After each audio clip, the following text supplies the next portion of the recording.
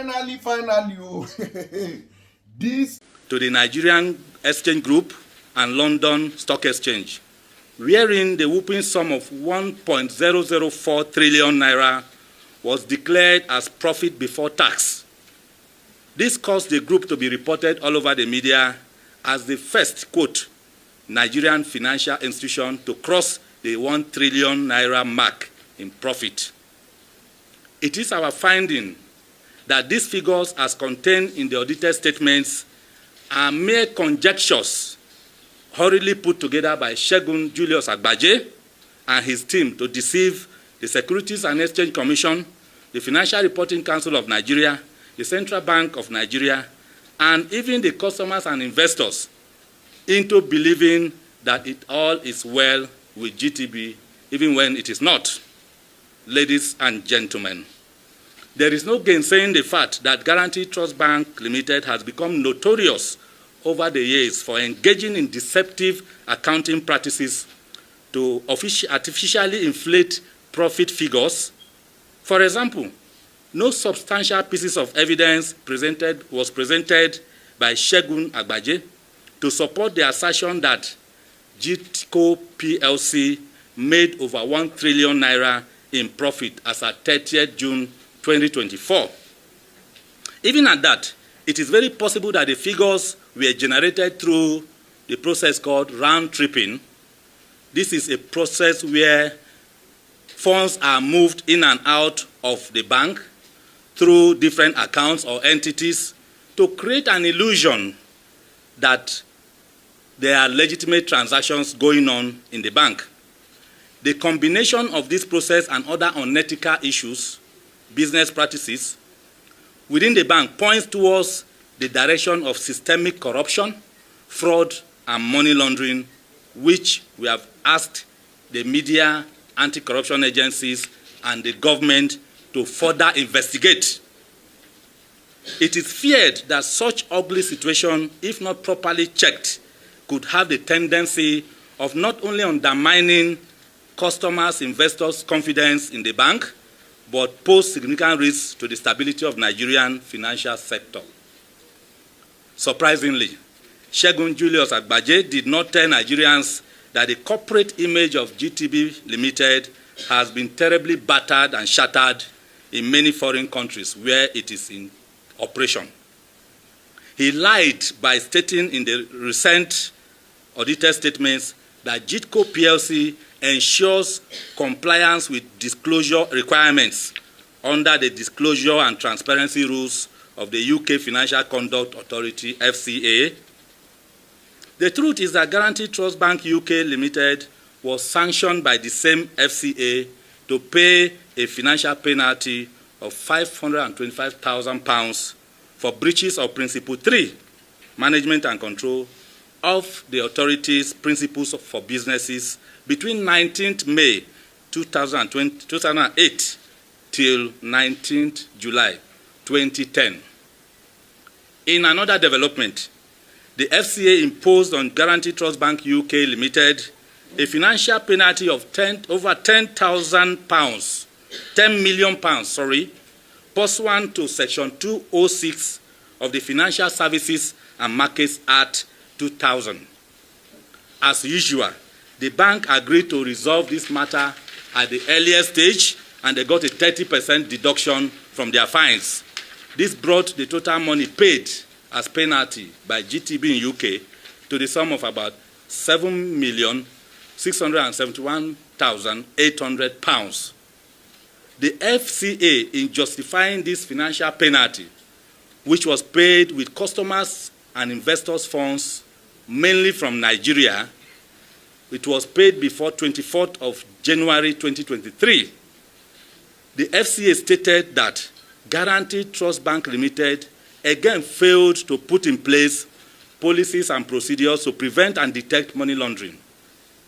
FCA considered this repeated misconduct to be a direct result of the inability of senior management staff within the bank over a prolonged period of time to formulate and implement an effective plan capable of addressing the weaknesses identified in their anti-money laundering law and other financial systems.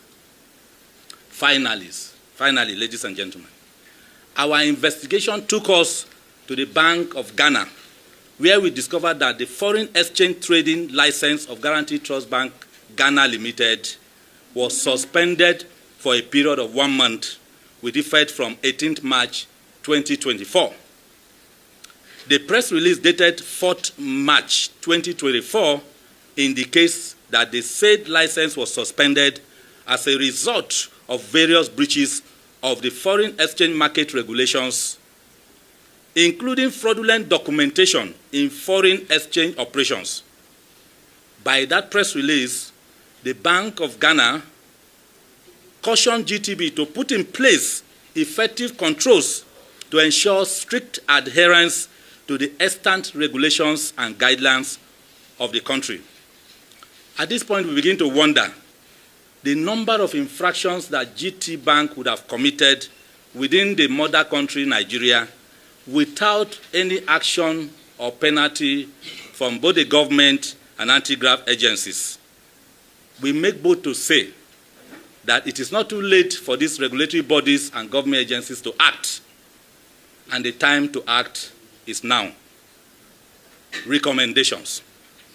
Having spelled out the various infractions and unwholesome activities allegedly committed by Guaranty Trust Bank Limited, a subsidiary of Guaranty Trust Holding Company PLC, under the leadership of Julius Segun Agbaje, both in Nigeria and abroad, we hereby recommend as follows.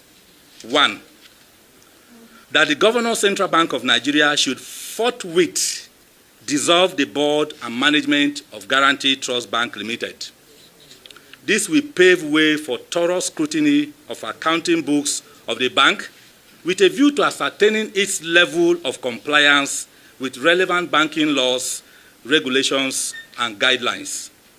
2, that the Governor Central Bank of Nigeria should immediately suspend Segun Julius Agbaje as Group CEO of Guaranty Trust Holding Company PLC and retrieve from him all files or documents relating to Guaranty Trust Bank Limited to avoid interference with further inquiry into the issues raised in our private investigation report. 3, that if found wanting in any area of corporate governance, the Central Bank of Nigeria, acting jointly with the Economic and Financial Crimes Commission, the ICPC, the NFIU, the DSS, should decisively deal with Segun Julius Agbaje and prosecute him, just like Mrs. Cecilia Ibru, who practically milked the defunct Oceanic Bank PLC dry, even before the banking consolidation era under Obasanjo regime and Goodluck Jonathan's regime. Number 4, that the Nigerian Deposit Insurance Corporation, Securities and Exchange Commission, Nigerian Stock Exchange, as well as Financial Reporting Council of Nigeria should urgently step into the affairs of Guaranty Trust Bank Limited with a view to safeguarding customers and investors' funds and portfolios before the bank fails completely. 5, that the Senate Committee on Banking, Insurance, and Other Financial Institutions, working with the House Committee on Banking and the House Committee on Banking Regulations, should jointly or individually on their own convene a public hearing whereat Segun Julius Agbaje will be summoned to appear and defend the weighty allegations contained in our private investigation report. 6, that the UK National Crimes Agency, the Crown Prosecution Service, the Financial Conduct Authority, the Financial Ombudsman Service, the British Prime Minister, the Governor of Bank of England, the US Department of Justice, the US Securities and Exchange Commission, the Federal Bureau of Investigation, the US Federal Reserve Board, the British High Commissioner to Nigeria, and Governor of Ghana, Governor of Bank of Ghana, should shut down all operations of Guaranty Trust Bank in their territories. By so doing, GTB will be prevented from turning the United Kingdom, the United States of America, and Ghana into a safe haven for money laundering, terrorism financing, and other sundry economic crimes. 7, that in addition to the above, the UK National Crimes Agency, the Crown Prosecution Service, the US Department of Justice, and Federal Bureau of Investigation are requested to commence prosecution of Segun Julius Agbaje in line with the appropriate laws for all the infractions he has used GTB to commit within the territories of both the United Kingdom and that of the USA. Finally, number 8, that all the properties acquired by Segun Julius Agbaje using proceeds of crime in Nigeria, United Kingdom, USA, and other parts of the world be confiscated and forfeited permanently to the federal government of Nigeria when he is found guilty. Ladies and gentlemen, we wish to let you know that the struggle to sanitize the banking sector of the Nigerian economy has begun, and we at GICN shall remain at the forefront to ensure that our people who are customers and investors are liberated from hardship, losses, and pains.